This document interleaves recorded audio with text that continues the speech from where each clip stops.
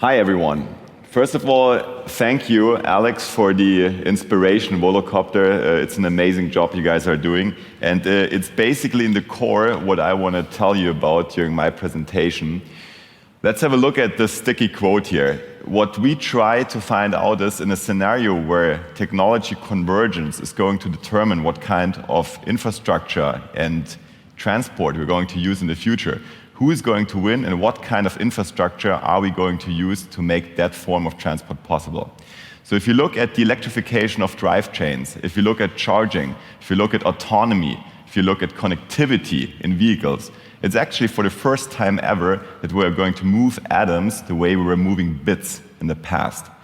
So if this is a truth, a common truth in the future, it actually means that we need a completely new foundation of tomorrow's transport system, and this is what we're about at Wirelane.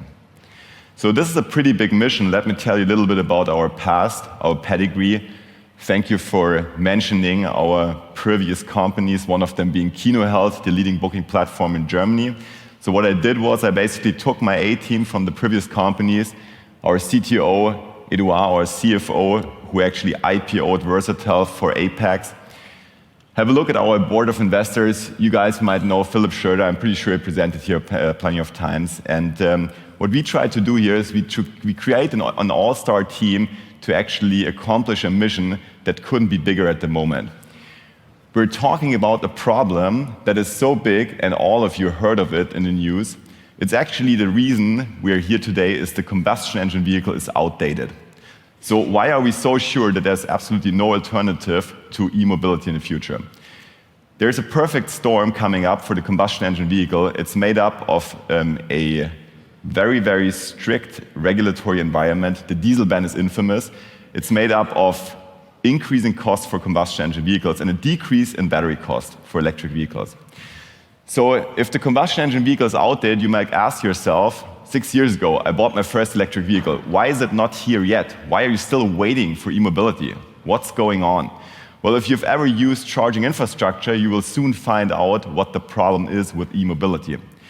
The charging infrastructure for e-mobility, it's bad, the operational cost is heavy, and the access is limited. So what we try to do at Wirelane is we try to solve those issues by improving usability, by reducing complexity, and eventually enabling the transfer to e-mobility. So the solution you want for that is charging as a service. What is charging as a service? Ask yourself if you were at Amazon and your problem was to deliver a parcel within 1 hour. You would definitely not set a dime on a diesel-based transport strategy in the future. You would electrify your entire fleet. So if you electrify your entire fleet, and there's so many Amazons out there, anyone who has anything to do with transport or logistics is in this game.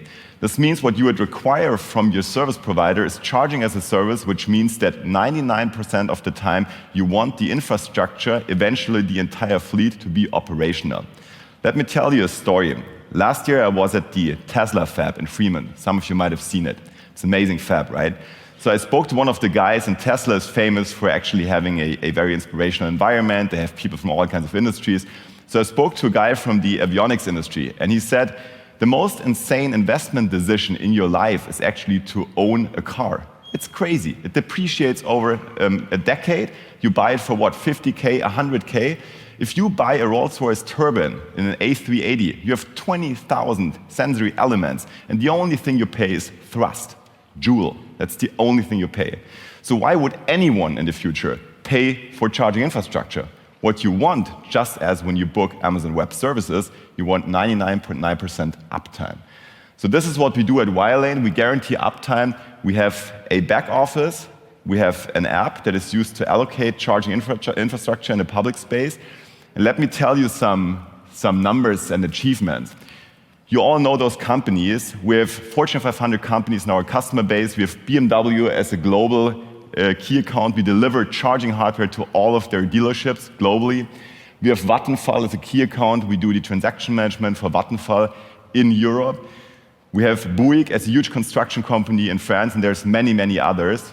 And they use our services today. So I'm not talking about the future. This is today. 8 countries of presence. We have more than 50 industrial clients. We do more than 75,000 transactions, paid transactions per quarter, and in total 7,500 charge points run on our back office. So now let's imagine that kind of data. What does that create for you? You can actually create a heat map that shows you exactly where people charge, how much they charge, and when they charge.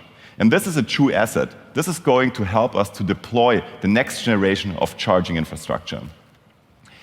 So let's have a look at the business model. What we do today, it's just the beginning. We have transaction fees just like any SaaS suite, right? So we charge people a certain amount of money per month, per transaction, easy cheesy. So where is this going in the future? We think that by creating charging hardware and offering the kind of services I was just describing, we'll actually lock in the customer long term and create abundance of additional revenues.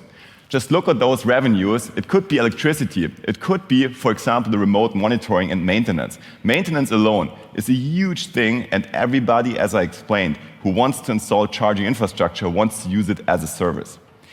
So based on this business model, what's the future going to look like for Wirelane as a company and the market as a whole?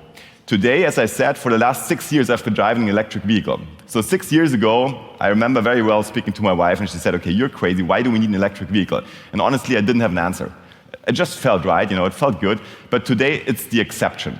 But trust me, we're speaking a lot to car manufacturers, and it's not going to be the exception anymore from 2020 on. So we're talking about a new norm. And the next thing we're going to be talking about, and I'll be presenting again in Berlin, actually at this very venue, ICNC in June, is robotic charging, autonomous charging, and this is true charging as a service from 2025 on.